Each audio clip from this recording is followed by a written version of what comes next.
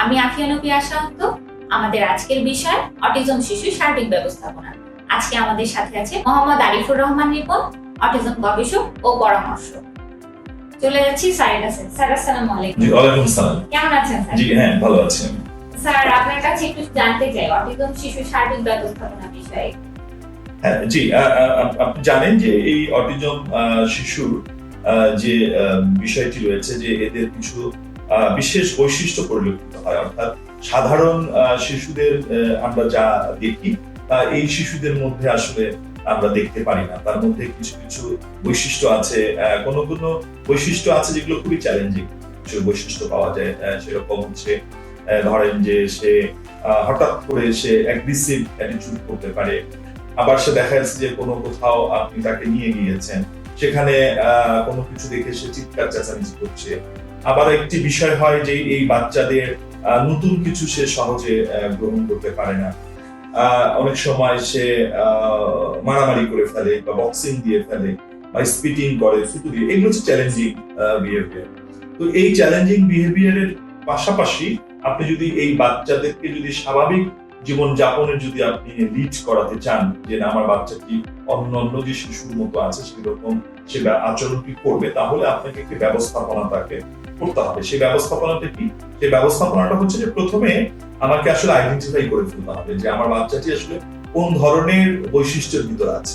আমরা কিন্তু দেখবো যে কোনো কোনো সময় আমাদের এই বাচ্চাদের ভিতরে অনেক ধরনের অ্যাগ্রেসিভ বিহেভিয়ার দেখা যায়। হ্যাঁ, অনেক বাচ্চা দেখা যায় অনেক চিল্লাচিল্লি করে, অনেক বেশি রাগ হয়ে যায়। হ্যাঁ, তো এটি হচ্ছে অ্যাগ্রেসিভ, এবং অনেক সময় বক্সিং ও সে কাউকে মেরে বসে। আবার দেখা যায় যে সে রিপিটিটিভ বিহেভিয়ার তার ভিতরে আমরা দেখতে পাই, তাই না? এই বাচ্চাগুলো রিপিটিটিভ অনেক কিছু করে, যেরকম fan switch light on of করতে থাকে। হ্যাঁ, মানে যেটি হচ্ছে যে আপনি যদি দেখবেন যে এই বাচ্চারা অনেক সময় এই লাইট নিয়ে সে খেলে, হ্যাঁ, তো একই ধরনের আচরণ বারবার করে।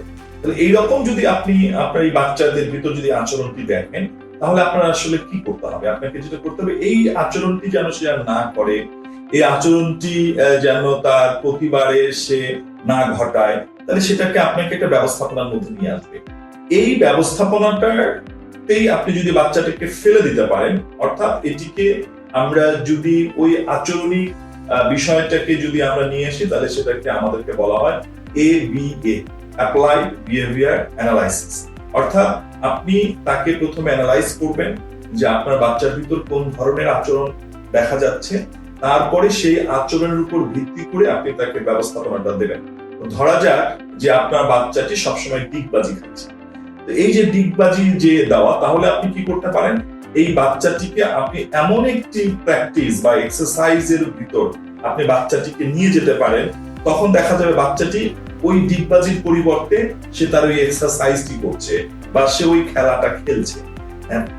এইরকম করে আপনার এই ক্যারেক্টার গুলোকে আপনাকে ধরে ধরে তার ব্যবস্থাপনাটা করতে হবে। মানে প্রতিটি কাজ যেটা আমরা আসলে পছন্দ করছি না, সেটা পরিবর্তন অন্য কোনো কাজ করা হবে। হ্যাঁ, ঠিক অন্য কাজ না, তাকে অভ্যস্ত করা যে, এবং তাকে শেখানো যে না এই কাজটি না, তুমি এখন এই কাজটি করবে। সেই জায়গাগুলো যদি আপনি ম্যানেজ করতে পারেন, তখনই এই বাচ্চাটি স্বাভাবিক শিশুর মধ্যে আচরণ করবে। ধন্যবাদ স্যার, আমাদেরকে এত সুন্দর একটি পরামর্শ দেওয়ার। আপনাদেরকেও সবাইকে ধন্যবাদ আমাদের সাথে থাকার জন্য। আবার দেখা হবে নতুন কোনো টপিক। ধন্যবাদ।